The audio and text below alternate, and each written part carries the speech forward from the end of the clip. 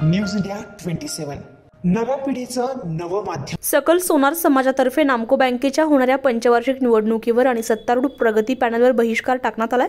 सकल सोनार समाजाच्या सभासदांच्या वतीने सर्वांमते हा निर्णय घेतला असून याचे कारण आजपर्यंत सोनार समाजातील एकाही सभासदाला अधिकृत उमेदवारी न मिळाल्यामुळे हा निर्णय घेतला आहे। त्यामुळे हा निर्णय सकल समाज सोनार समाजाने घेतला असून प्रगती पॅनलमधील एकाही उमेदवाराने सोनार समाजाकडे मत मागण्यासाठी येऊ नये, कारण सकल सोनार समाजाच्या वतीने प्रगती पॅनलवर बहिष्कार टाकण्यात आलाय। दिनांक 18 डिसेंबर रोजी नाशिकच्या पिढीजात असलेल्या सराफ बाजार येथे सर्व सराफी व्यावसायिक आणि सकल सुवर्णकार समाजाच्या वतीने एकमताने हा निर्णय घेण्यात आला असून आता तरी सत्तारूढ पॅनलने सकल सुवर्णकार समाजाच्या उमेदवारीचा विचार करावा, अन्यथा कुठेतरी हा एक समाज सत्तारूढ पॅनलच्या या हुकुमशाहीमुळे मागे राहून त्याचा परिणाम होणाऱ्या निवडणुकीवर मोठ्या प्रमाणात परिणाम होईल।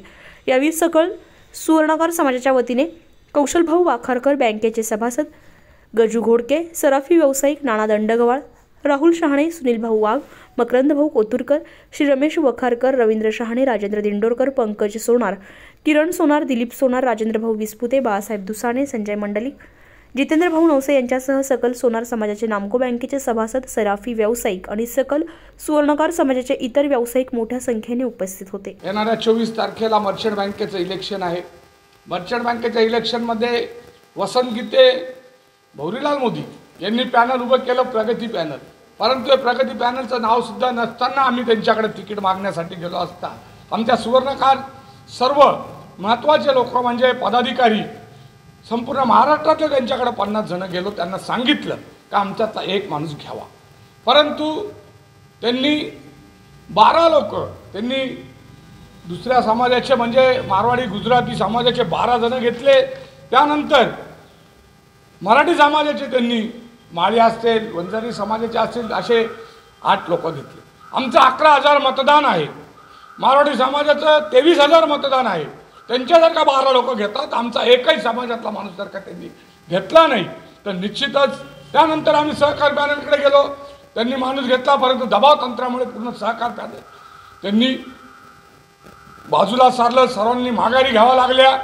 त्या कुठल्या प्रकारात केल्या, आर्थिक केल्या असेल, कशा केल्या असेल, परंतु सहकार पॅनलमध्ये त्यांनी त्या सहकार पॅनलला पूर्ण डुबून टाकलं। निश्चितच या ठिकाणी आम्ही या वसंत गीते यांचा प्रगती पॅनल यांनी आम्हाला त्यांच्याकडे जात असताना सुद्धा तिकीट मागायची गरजच नसताना त्यांनी आमचा व्यापारी वर्गातला एक माणूस जर का घेतला असता, त्या सुवर्णकारातले जे बेरोजगार तरुण आहेत त्यांना लाख लाख रुपये जरी आम्ही कर्ज स्वरूपात देऊ शकलो असतो तरी आम्हाला कुठेतरी समाधान होत लागतं। त्या संत नरहरीच्या चरणी सांगू इच्छितो का आम्ही सुवर्णकार समाज संपूर्ण भारत देशातला, कारण ही शेड्यूल बँक आहे, फक्त महाराष्ट्रातच नाही, तिचं एकूण 25,000 कोटी रुपयाचा एकूण शेड्यूल आहे आणि निश्चितच याच्यावरती आम्ही बहिष्कार टाकत आहोत। आणि निश्चितच एकाही सुवर्णकारांनी, कारण याच्यामध्ये आपण प्रगती पॅनल पाहत आहोत, याच्यामध्ये सर्व अतिशय आमदार खासदार अशा लेवलच्या लोकांना घेण्यात आलं, एकाही छोट्या वर्गातल्या लोकांना घेण्यात आलं नाही। मग छोटा वर्ग कोणता असेल, तो कुठल्याही प्रकारचा असो, परंतु त्याला घेतलं गेलेलं नाही। मग याच्यामध्ये सर्व महापौरांचे मुलं असतील, कोणी असेल, कोणी काँग्रेसचे पदाधिकारी असतील, अशा लोकांना जर का तुम्ही घेताय, आमदार खासदार मंत्री, अरे मग आम्ही जायचं कुठे?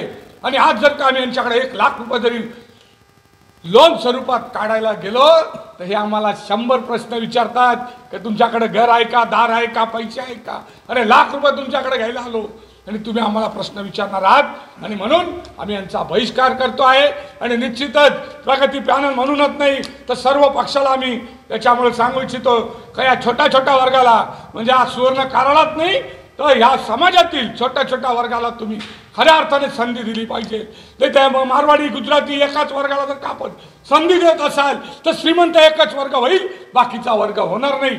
आम्हाला कोणाबद्दलही वाईट विचार नाही, परंतु असं जर का घडत असेल तर निश्चितच वसंत गीतेंच्या प्रगती पॅनलच्या विरोधात आम्ही निश्चितच सर्वांना सांगू आणि यांच्यावरती आम्ही बहिष्कार टाकत आहोत।